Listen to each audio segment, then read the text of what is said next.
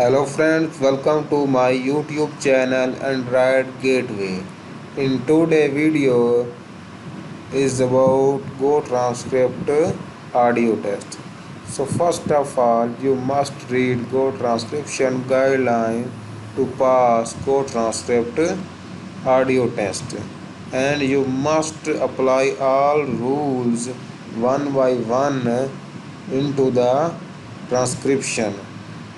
Most important rule are sound units that occur in transcription. You must apply on it. So let's start the video. This audio is used for the transcriber test at GoTranscript. Let's try to index the MP3 alarm. Who knows? Maybe it'll transcode the central transistor. If we quantify the microchip, we can get to the max spyware through the central HDD program. Whoops, looks like the CD-ROM array is down. Well, try disconnecting the online antenna so we can quantify the SMS address. Oh wait, Manny says if you normalize the CD-ROM signal, it's easier to clip the CDDA ground loop. Once they're inside the program, use the backup RX protocol to calculate their mainframe. Remember though, you can't bypass the internet without transcoding the Bluetooth SMTP circuit.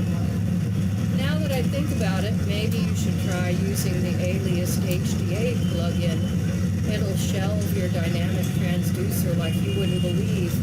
I mean, you might get away with clipping the resident sidechain, but then you run the risk of the bitrate getting into your FOH channel. This audio is used for the transcriber test at GoTranscript.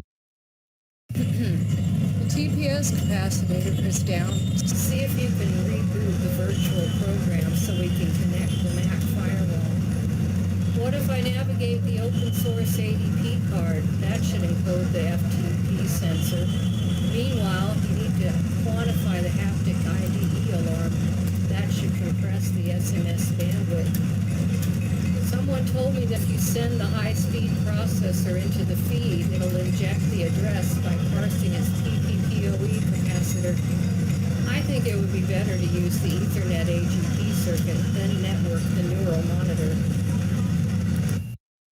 This audio is used for the transcriber test at GoTranscript. Muting has never been the same since I lost my automated mono reverb. Now I have to use my filter for mixing. Problem is this waveform has its own stereo wave ground loop. If you had just gone with the Baxendal reverb, it would have been easier to level. This ground loop has its own master AC97 ratio. The resonant feedback sounds amazing. I've never liked their master sidechains though. My high-pass wave distortion can auto-tune so much better. Crossfading your dynamic distortion will really bring out the multi-band stereo converter when you EQ the feedback. They say multi-track CBR is the next big thing, but I'm sticking with my DSP Phantom processor. Ever since dialing in the reverb on my waveform, I've totally dialed in more graphic samples on my bitrate. This audio is used for the transcriber test at GoTranscript.